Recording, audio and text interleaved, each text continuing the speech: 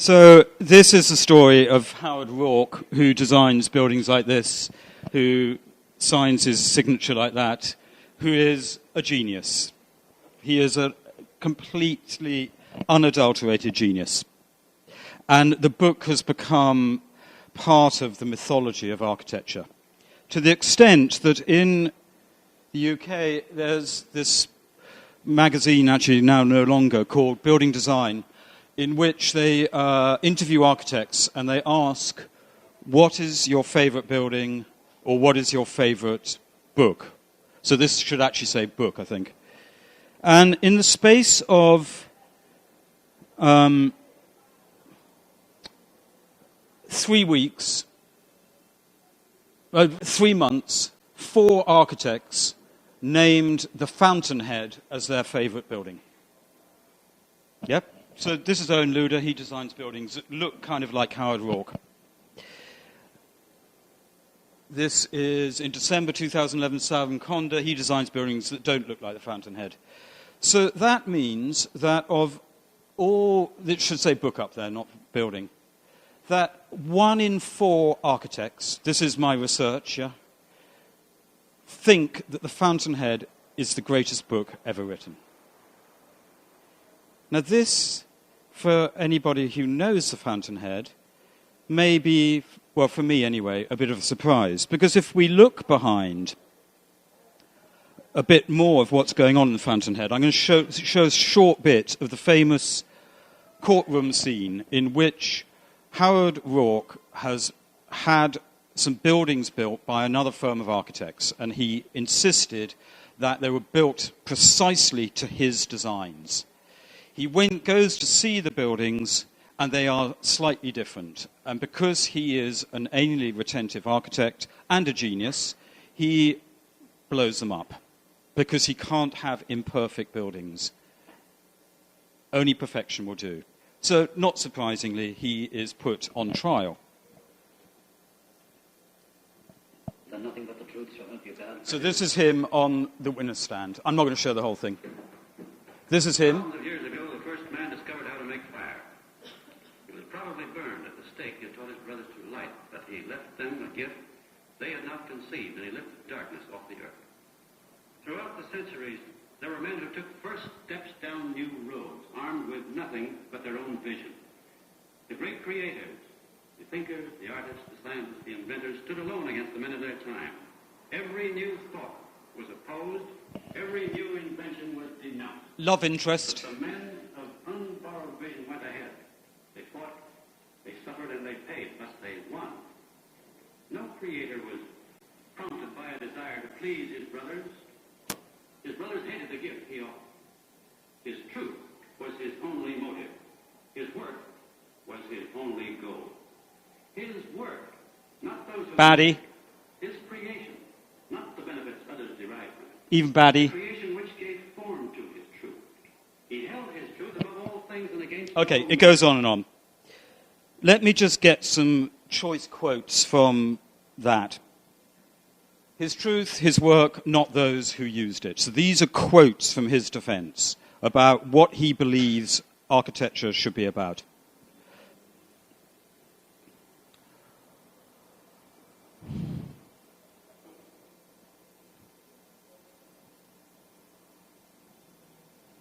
I think you get the picture. That the defense is about the defense of him and his genius.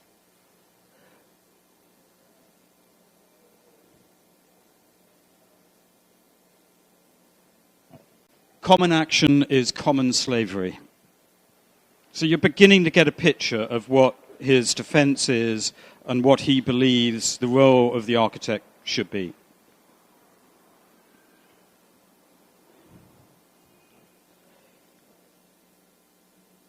So when I see those words, I kind of wonder how this could be a book which 1/4 of all architects think is the greatest book ever written.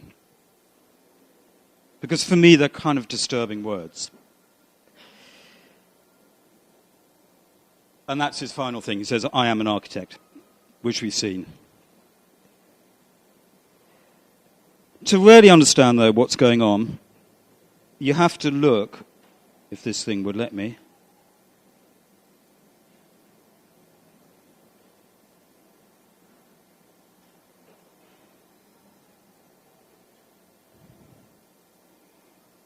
okay. You have to look at the author called Ayn Rand and to look at her political beliefs and where she's coming from. What's interesting about the book is the way that it has been portrayed, sometimes as an architectural manifesto, sometimes in this key image of the 100th anniversary, or the 20th anniversary edition or something, as the power of the individual genius in relation to the world. More interesting is that this is the author at the top here, speaking to Gerald Ford, the president, and with the guy in glasses is Alan Greenspan, who is here, who was the director of, what's it called? Federal... What? Yeah. I mean, the kind of chief financial honcho of the US. And there he is giving a lecture about Ayn Rand and about her libertarian belief system. So at this point, you're beginning to get a set of messages coming through about how architects in some way are relating to a set of extreme... This is Tea Party in the southern states of America, taken only 3 years ago, saying she was right. So at this point, you can see the identification of her book, The Fountainhead, with an extreme libertarian, and in this case, right-wing libertarian, set of belief systems. And at this point, you begin to wonder, how could architects be so blind to the fact that The Fountainhead is a deeply political tract? It's nothing to do with architecture at all. It's using architecture as a vehicle to develop a set of extreme libertarian political views, in which the architect as hero stands for the individual as hero who has been liberated from the hold of government, been liberated from the power of the collective, been liberated from any view of looking after the world, etc., all those words you saw before. So my question becomes, how come The Fountainhead is the favourite book of 1 in 5 architects? Or rather, how could it possibly be the favourite book of 1 in 5 architects, given the deeply political status of the argument within the book? How could you, on the one hand, say this is a great book, on the other hand, deny its political messages? Which is the only way that you could believe this is a great book, is by putting on one side the political messages and simply seeing it as the story of the architect as hero. And so the very simple answer to that question is this, is that as soon as architecture becomes a discipline which is detached from the political, social life world, as soon as it becomes a discipline which is coded, named, and then becomes a set of patterns or generic forms or a set of autonomous languages, only then can you forget about its political context. But the history of architecture is exactly told through the history of the autonomous, perfected building. It starts in the Renaissance with the coding of architecture, the language of architecture coming in as something for the first time that architecture is described as a discipline in its own right. And at that stage, you then move through the history of architecture, which, if you're architects, you will have been told, is develops as a parallel track to the history of the world. Sometimes they intersect very violently, but you can still tell the history of architecture as a set of discrete moments of autonomous development. And so whether it's Palladio here or this brilliant thing by Colin Rowe where he says that Villa Malcontenta is actually exactly the same as the Villa Stein. And you say, well, that can't be. How can you say that the Corbusian villa is the same as that? And the argument is it's exactly the same because they're just developing a different set of codes. Some of them are the same. You can still see the grids. You can still see elements, particularly here, of the building as a perfected object, etc., etc. So the whole of the history of architecture can be told through the history of these autonomous objects. And as soon as you do that, then the architecture's hero, the genius Howard Rourke figure, is allowed to exist. Because the genius Howard Rourke figure is the one who can perfect these autonomous typologies.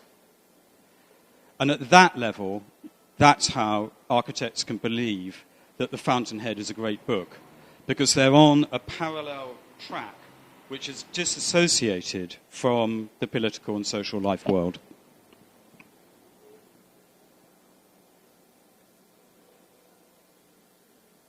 And when a Zaha table was the same as a Zaha building, then you know that you are in some kind of trouble. Because at that level, you are clearly just in the realm of pure form. This is not an original argument, I do realize, but it's worth stating that this is not avant-garde. This is not progressive. It fits completely into a pattern of the development of autonomous form. And so although it may be curved, it actually is playing out exactly the same set of tropes and focuses as a Renaissance building. It's absolutely no different at all. It is, of course, presented as avant-garde and progressive, and in these drawings that she does where the building is in colour and the context is in black and white are the most telling of all, because it's clear that the context doesn't inform the building at all. The context is just the background of the everyday, whereas what this is. And clearly, most of the world lives here and not here, but what's really interesting is that most of architecture culture lives here and not there. And so this sense that the 1%, if it's even that, of published architecture becomes a thing that continues to fuel architectural development is one of the most tragic things that exists. Now, all of this sort of goes on. I'm not particularly saying anything new. But I think that at the moment when this happens, if this happens on my iPhone, then one has to realize that you cannot detach yourself from the political and social life world. When you have effective slave camps building the buildings which are then published on the front page of magazines. And so Zaha famously, I don't particularly want to pick on Zaha because she's only one of many, who says it's none of my business if Bangladeshi, Nepali slave workers are building my building in Qatar. It's not my business, it's someone else's. So at that level, it's not my business for her, she says, to take into account the incredibly bad human rights record of the building in Turkmenistan. All of this kind of stuff. So at that level, the detachment has become solidified. It is not her business. There is a world which gets on building buildings. There's a political, social, spatial world, but that is not the part that I exist in. I only exist in putting agreeable, progressive, avant-garde shapes in order that the buildings sell better as commodities within the global exchange. And I think it's at this level that this kind of juxtaposition, an easy one again to do, but I think is one where I think everyone has to position themselves. I'm not saying, it's easy for me as a well-paid academic to make this critique. I'm not saying you should not build in Dubai. I can't say that. I'm saying I probably wouldn't personally. But what I am saying is that this juxtaposition is a juxtaposition that everyone has to position themselves within, rather than deny that the social, spatial production of architecture is in some way someone else's business. We're all involved in it in one way or another. And so the sense that, and I think that this is a kind of key moment for when the crash happened in 2008. I think that prior to that, from 2000 to 2008, architects were making so much damn money that they could afford not to look at the conditions of production. Come the crash, when we are then asking whether we are really living in an age of abundancy, which I don't think we are, then we need to position ourselves politically within these systems of spatial production. Just to remind you of the Howard Rourke quote. So that this playing out of the myth which is played out still within contemporary society. So this is a quote from my book, Architecture Depends, which for me becomes a kind of key quote from the guy I use a lot, Zygmunt Bauman, who is a Anglo-Polish sociologist, in which, as soon as Zygmunt Bauman says that, to assume an ethical stance means to assume responsibility for the other, then how does that position oneself as an architect? You are positioning yourself in your responsibility for the other. And the other may be the worker, it may be the dweller, it may be the person who writes about it. A whole set of people are the other. But as soon as Bauman says that, for me, then you have to take into account the ethical status in some way or another of architecture.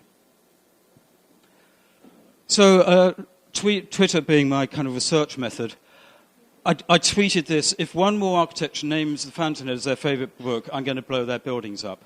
I didn't have very many followers at the time, and about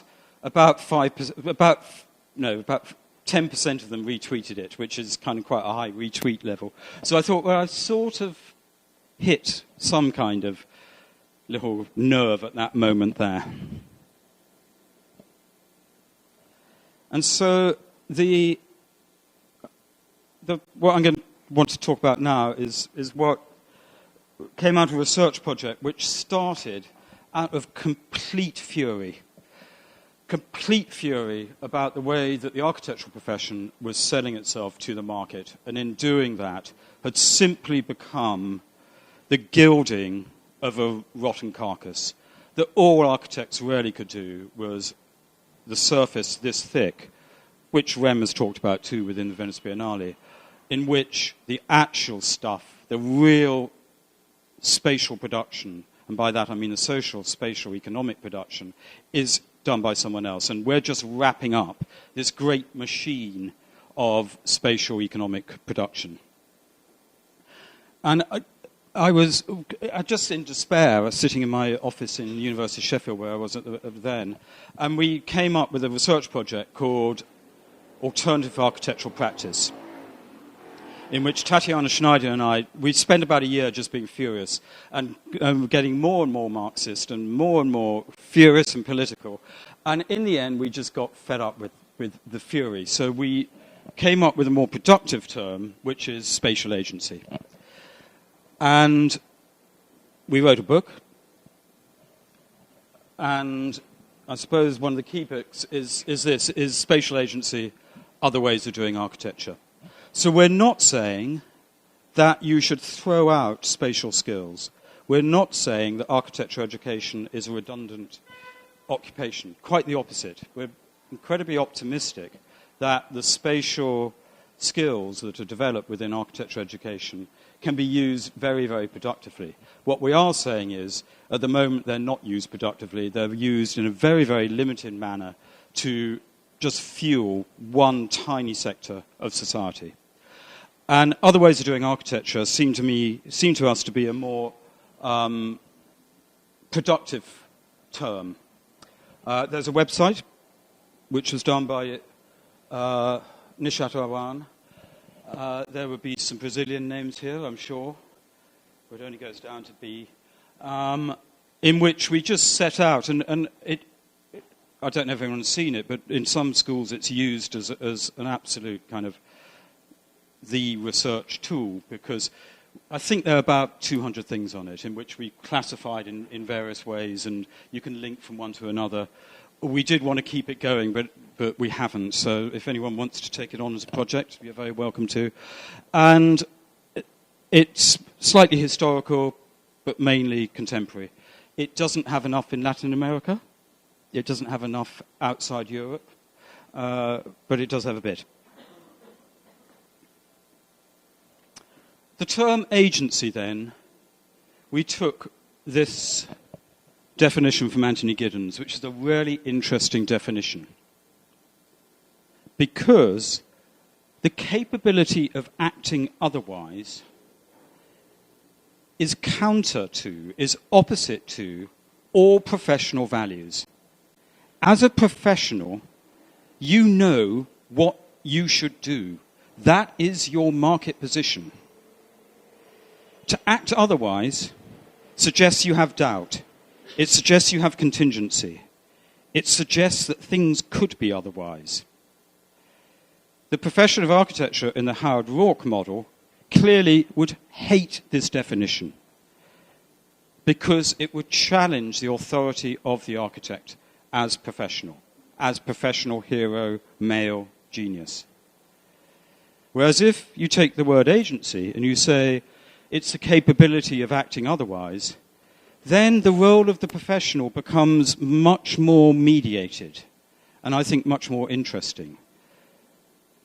So most obviously, rather than landing your building on a specific context, because you can do that if you don't act otherwise, you can design a building in London and land it anywhere in the world with some spurious metaphorical rubbish about we like it because it looks like a fish or something like that.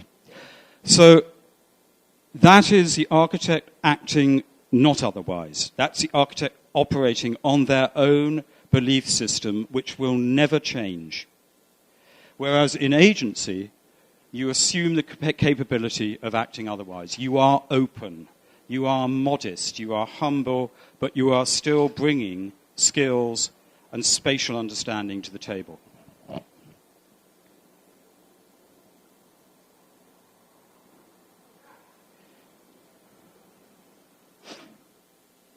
So then we looked very briefly at the motivations of spatial agency. And some of the spatial agents are acting otherwise because they're furious with the profession. They want to establish a new set of professional values. There's a bit in my book where I look at the so-called ethics of the Royal Institute of British Architecture. It could be the AIA, it could be any of them. And basically, the ethical statements of these professional bodies are rather weaker than the ethical statements of a hairdresser. It sort of says, make sure you've got enough money in the bank, make sure you don't lie to your client, make sure that you advertise honestly, etc., etc. There are no ethics in it at all. Professional ethics are not social ethics, what everyone says. So the undermining, the critique, the whatever of professional values is one of the motivations of our spatial agents. These are all linked up. Another motivation would be political, i.e. that you are just fed up with the present political regimes and that you want to act against the dominant political regimes, or not, as the case may be. But so that would be another motivation. Another set of spatial agents say the whole problem starts in a room like this, that we have to find other ways of doing architecture through education and through radical education. Architecture education is fantastically conservative. But no one sees it as conservative because the product looks different. The product looks fun. The product looks groovy. Whereas the underlying ways by which that product has been reached are deeply, deeply conservative. the most conservative school in the world at the moment is the Architectural Association, because they are running a Beaux-Arts model of education in which studios with mini-heroes play out a set of rules in which the students have to follow. It looks very avant-garde, but actually is deeply, deeply conservative. And their model, I was asking earlier whether Studio X is a colonial model or not. The AA has a very colonial model in which they have workshops in all over the world. They probably have them in Rio, do they? The Architectural Association, in which they send out these little stormtroopers to brainwash the next generation of Architectural Association parametric gurus through these very conservative methods of teaching. I hope no one here went to the AA. Is this being recorded? That's fine. They turned me down for a job there, so I'm really bitter. The next motivation is the notion of participation, i.e. working with the other, your responsibility, sharing your knowledge with others, etc., etc. And the final one, because it had to have a P on it, is planetary, i.e. the agency of dealing with global issues, both environmental but also economic. So those were our motivations. We then came up with characteristics of spatial agency. And we had 3 of them. And in order to get into the book, you had to be hitting these buttons. The first is a spatial, and because I read Henri Lefebvre, used to, by spatial I mean social judgment, i.e. how, when you're designing things, you are designing with a judgment as to the way that space and society interact, the way that spatial decisions play out as social ends. The next characteristic, there are 3 of them, is this idea of mutual knowledge. And mutual knowledge is another Anthony Giddens term, which basically says that rather than knowledge being a paradigm of enlightenment rationality, there is really pure knowledge, and my knowledge as a professional is better than your knowledge as an amateur. My knowledge as a tutor is better than your knowledge as a student. Giddens introduces the notion of mutual knowledge, i.e. that your knowledge, everyone's knowledge is different, but through the idea of mutual knowledge, that knowledge can be exchanged. But you need different ways of exchanging it, different languages. So if you're dealing with a favela dweller and you try to draw a plan, that's clearly not going to work. So you have to find other ways, storytelling, mapping, all these other ways which are coming into architecture schools, in which you can engage with the mutual knowledge of the other. And the final one is just a critical awareness, and that's not critical in a negative sense. It's a critical awareness of what you are doing. So you are aware of the results of your actions in a critical manner. Now, that may sound an obvious thing to say, but this is the one that most people fell down on. So I invented a clever algorithm, which is completely secret, in which we scored people against out of 5 against these 3 categories. So someone like Rem Koolhaas got a high score on spatial judgment. He's very canny on that. Yeah, he's really good. He got an even higher score on critical awareness. He got a 0 on mutual knowledge. So he was out. Anyone who got a 0 or 1 on a category was out of the thing. We thought, however, that AMO, so that was OMA, AMO slips into the website, I think, but not the book, because the algorithm spat that out as well. So it's a kind of crazy system. But AMO, their research arm of OMA, we thought because actually they got a slightly higher score on mutual knowledge, etc., etc. So that's how people were either in or out. Whenever you make lists, someone always says you got it wrong, which shows it's a good list. And lots of people have said we got it wrong. So I think it's a good list. And then if you put those terms against Howard Rourke's terms, you'll see basically what this lecture is about, because those terms completely undermine, critique, and in the end, blow up the Howard Rourke model of being an architect. So I'm just going to end quickly. How long have I been? Oh, I can go on a bit. I was saying, last time I gave a lecture in Brazil, it was a keynote at a housing conference. And luckily I asked, I said, how long is a keynote normally at a housing conference? And he said, well, somewhere between 2 and 3 hours. So it's okay. I'm not doing that. I'm going to do my 50 minutes. What I want to talk about is the idea of mutual knowledge, because the idea of mutual knowledge, I think, is these ones I think are reasonably straightforward. Mutual knowledge, I think, is really interesting in relation to professional value systems. Mutual knowledge brings a whole set of threats to architecture.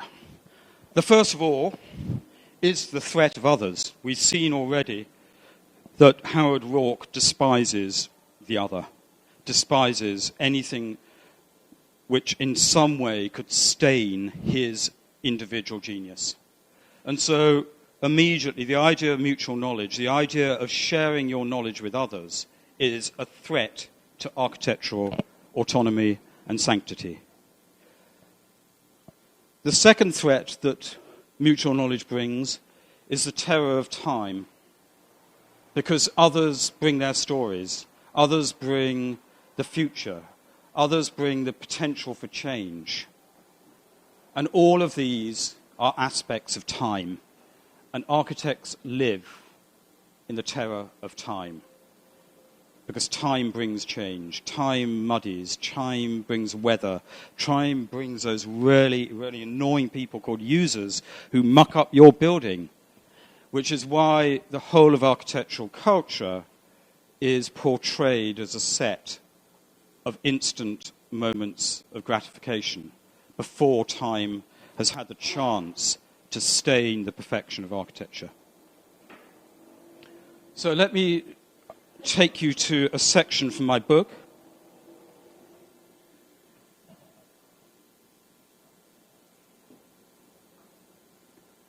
In one photograph, a fish lies on a table in a modernist room. In another picture, the fish has been replaced with a loaf of bread. The photographs have been reproduced time and time again, multiplying the loaves and fishes and embedding them into the creed of architectural modernism. But this is not the only miracle that Le Corbusier achieves in these seminal photographs of the villas Stein and Savoy. The real triumph of these tableaus is to abolish time within architecture. You know the scene isn't real because there's a teapot and a jug of milk on the table, as well as a fish. And who drinks tea with fish in France? Le Corbusier's photographs are consciously manipulated to banish normal domestic inhabitation. They are indeed still lives. So this chapter within the book is about the way that architects do everything possible to extract their buildings from the tides of time. I'm not going to go through the whole thing, don't I?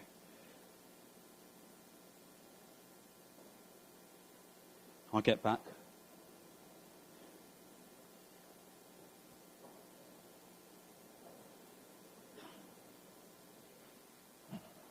Which is why how often do you see architectural drawings in architectural school which attempt to portray time? It's an incredibly difficult thing to do, and lots of people try to run studios on it. But the idea of actually engaging time through the design process, through your drawing process, is something which could become interesting. This is a French firm called Le Quai Architecture, who I think do it better than most. Sorry, I don't quite know why. Yeah, this picture here also sort of makes the argument as well, is that this is Poundbury, which is Prince Charles's favourite. Well, he was a client of this building. Prince Charles hates modern architecture, so tried to recreate a kind of fake rustic village. That, I would argue, is exactly the same in its treatment of time as a modernist building. So Prince Charles is being a modernist in as much as the way that he deals with time. He would hate that accusation, but these are moments of frozen time. So whether it is the Villa Savoie or Poundbury, they are both treating time in exactly the same manner. So let me get out of this. So that was the terror of time. The next threat is that when you allow mutual knowledge to come in, it looks like rubbish. Because other people have incredibly bad taste, which is not architectural taste. And therefore, this stuff looks terrible. The great moments of participatory architecture are just about to come up, and look at them. They would fail first year.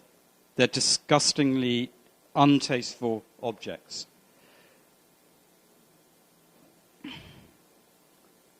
They don't accord to the principles of autonomous form. They don't accord to the aesthetic of the dominant architectural culture. Maybe this one does. It's Giancarlo De Carlo.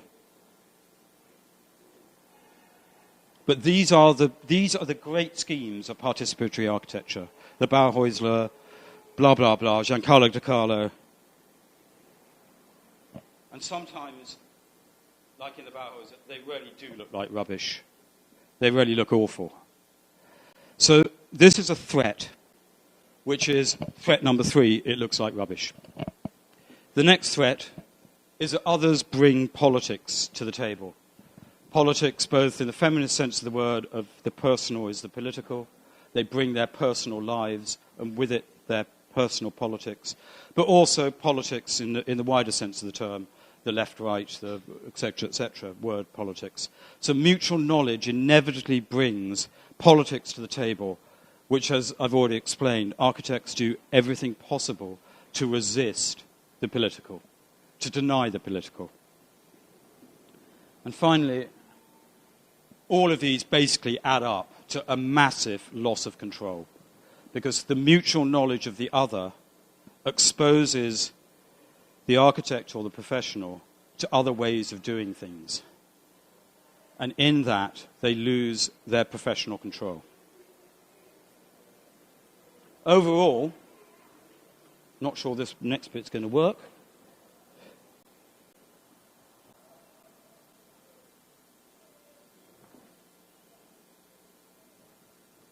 It challenges that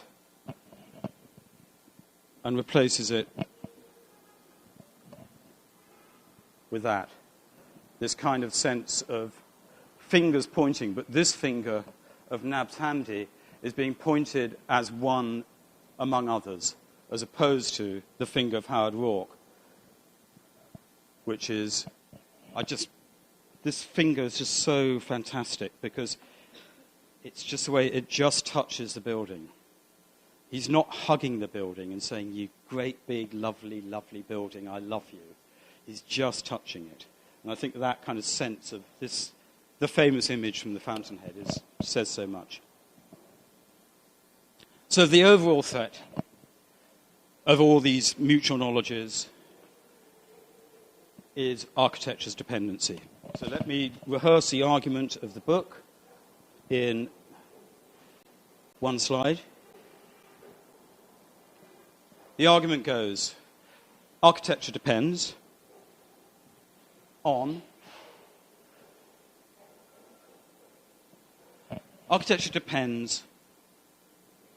lots and lots of things.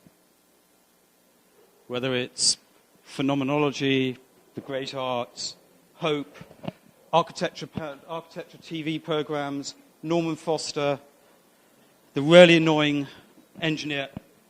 It depends, and these dependencies can overwhelm architecture. So the argument is that what architects do is to hold up the cross of architecture with a capital A to attempt to rid itself of these dependencies. to attempt to assert its autonomous authority. But if you deny these things, the more you deny them, the more they will come back to haunt you, is the argument of the book. So let's deal with it. Let's recognize that architecture's dependency is not a threat, but a reality, but more than that, an opportunity as well. Whereas in most senses, and why the book was you either love it or absolutely hate it, is architecture's dependency is a threat, because it besmirches the pure body of architectural reason and architectural progress. And I suppose I'm interested in the way that architecture's yearning, which I think you should have yearnings and hopes and optimism, is always overwritten with architecture's actuality, to the extent that my iPhone would probably now go completely mad because it can't deal with that overlaying of one thing against the other. And yet, we always clearly have to work with reality. It's just that within most architectural culture, that reality is highly filtered and highly exclusive of actually a much broader set of issues. But at the same time, one has to hold on to the fact that mutual knowledge or spatial knowledge can be a productive force on behalf of others. So if you see it like that, then the overall threat of architecture's dependency should be seen as an opportunity. Others often seen as problems. Old people, real problem people. Sick people, problems. You design hospitals for them. You don't look at why they're sick, you design machines to make them better. Problem solving is a paradigm of rational thought. Architects love it because they generally create the problems themselves in order that they can be the only people to solve it. So if you move from the idea of problem solving to sense making, you don't see the world as a set of problems. You see it as a set of contexts which you try to make sense of. Problems are a really miserable word. It's a negative word. Solving a problem doesn't really make the world that much a better place. It just solves a problem. Whereas sense-making, or to see it as an opportunity, is something much more productive. So taking an example from Brazil, very dangerous, I do realize. This is in Belo Horizonte, where my friends Anna and Thilka took me around a favela just before Lula came to visit the favela. And the favela was a problem because it was clearly an aesthetic, social, economic eyesore. And so the problem was solved by professional architects who built these things. These things are disastrous.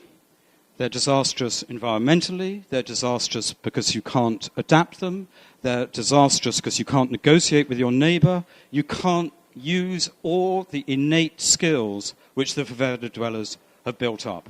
You don't see the favela dweller as someone who has capacity, you see them as a hindrance, you see them as a problem, and you solve that problem.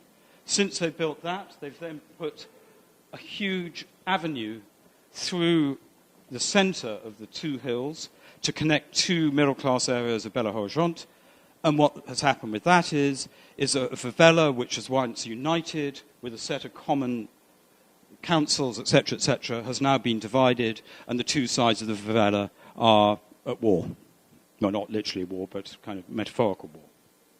Because they were seen as a problem.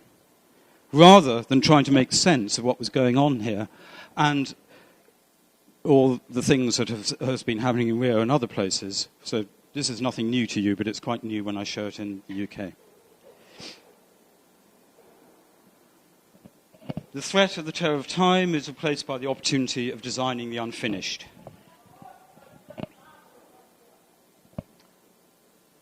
Oh my God, I don't want to go through this, but it's the notion of designing so that you allow design for change. You allow the other to do what they want to do within your work.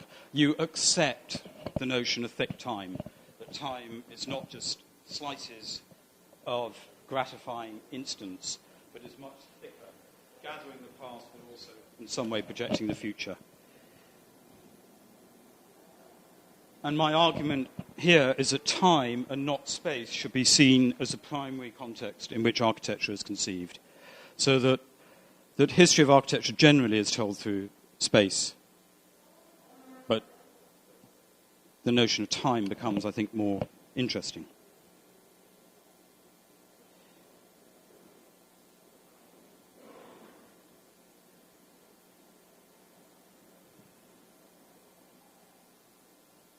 I think you really knew architects were in trouble when the way of cleaning the buildings became an aesthetic in its own right, or a problem in its own right. So here in the Lloyd's building, it's famous for the gantries which clean the building, and it cleans the building in order to maintain it as this kind of instant. Or Mountaineers.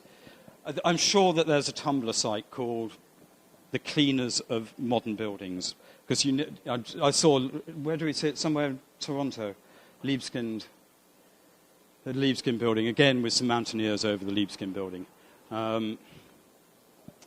Okay. On.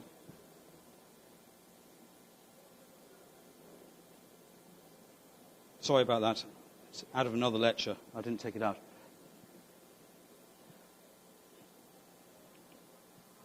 And so some of the schemes of which I showed before, like this one, which doesn't look like a great building, actually has an absolute acknowledgement of the unfinished, of the sense that the dweller takes control after the architect has left. Again, plans that look like complete rubbish because they're designed by the dweller, but the very clever way the building is designed in terms of the background infrastructure, the spacing of the grid, allows all these different models of plans to take place. And it's just as difficult to design like this as it is to design surface. So if normally the attention of architecture is on the surface, I'd say actually it's easier to design surface than it is to design an intelligent background. Clearly it's unseen. Clearly you're not going to win architectural prizes for it. But in the long run being more than a pun, it will have more resonance and more longevity. And so again, the kind of classic schemes of flexible architecture, or this one everyone knows because you use so much, but so we'll go over that one quickly. But purposely building in the unfinished. I know politically there are issues with that. Or this fantastic scheme in Sweden, when all the architect did was to put in the infrastructure of balconies, and then allow people to fill it in with things that look like caravans. Because it's Swedish, they're rather neat and rather tidy and colour coordinated. But the principle of just these balconies is really beautiful, I think.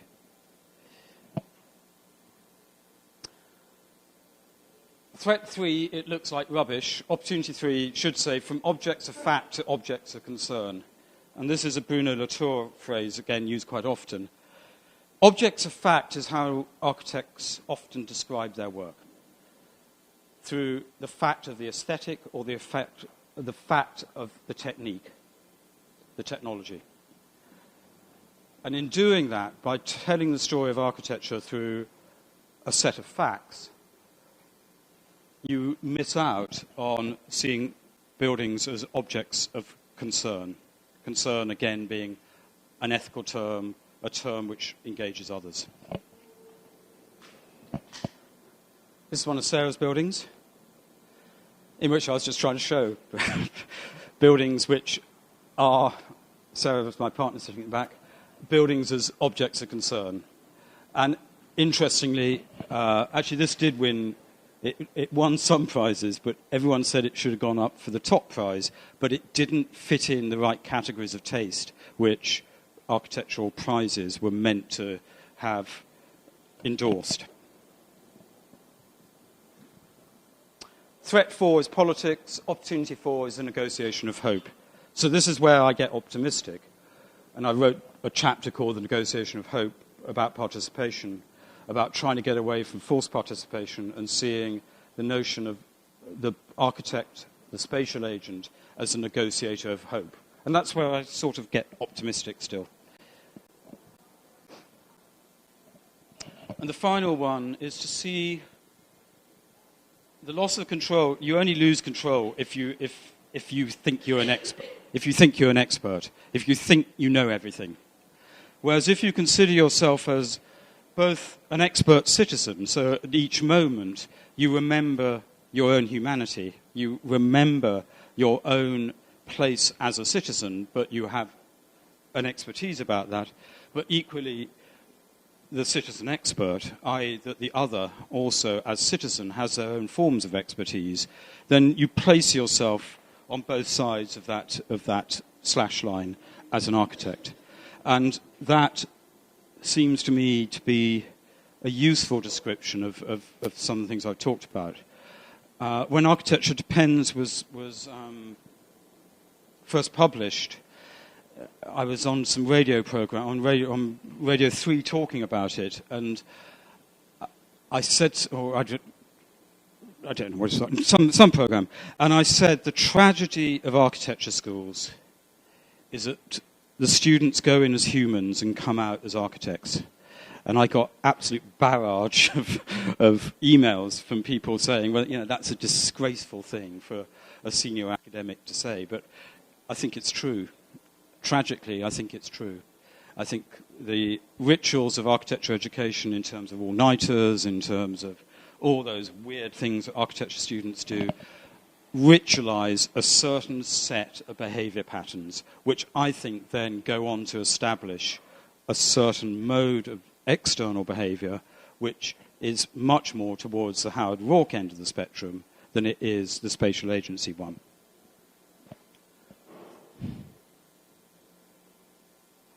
So I moved from seeing architecture's dependency as a threat to some form of opportunity, i.e. that the way that architecture is dependent is both a reality but also an opportunity.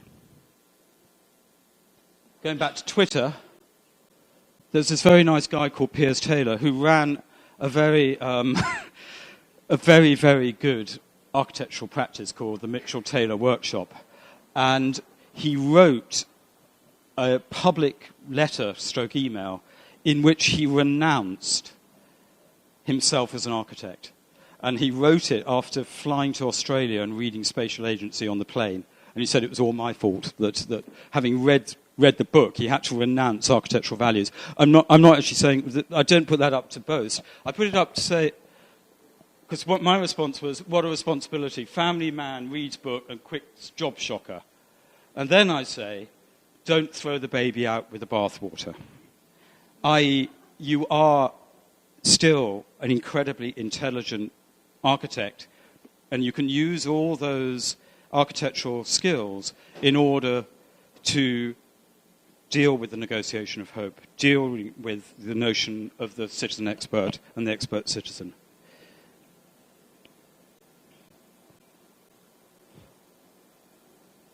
And I'm just going to end with the beginning of Architecture Depends, in which this is the first lines of Architecture Depends, in which this is my quote, which was actually a quote on the toilet wall of my first year at Cambridge University, written by someone who obviously didn't think I was particularly neat, because I drew really badly. They didn't have computers then, okay? It was that long ago. There were pens, and I was really bad. And so, Messrs. The Law was actually referring to my drawings, because they always look crap. Whereas, what is quite nice, it's quite prescient that that this piece of graffiti, in a way, has become my signature, in as much as the idea of mess being the area that we operate in is something interesting. And the drawing which I was trying to most difficultly do was to draw the Farnsworth House in a point we're meant to do it in a 0.25 rotring. That means nothing to you, does it? But that's a thin pen which normally sticks, yeah? And blobs. So this is me drawing it and blobbing and stuff like that. The really good people went down from 0.25 down to 0.18, or the holy grail of architectural drawing was to draw in 0.13. This is like a needle thing. And I think that there was a very close correlation between the thinner the pen that you could use and the better degree classification that you got. So I got a really bad degree classification. They didn't let me back to Cambridge because I couldn't even use 0.25. So I was drawing bloody Mies van der Rohe, yeah, in a 0.35 pen and blobbing. And I think that experience is why in the end, about 30 years later, I wrote Architecture Depends. Thank you.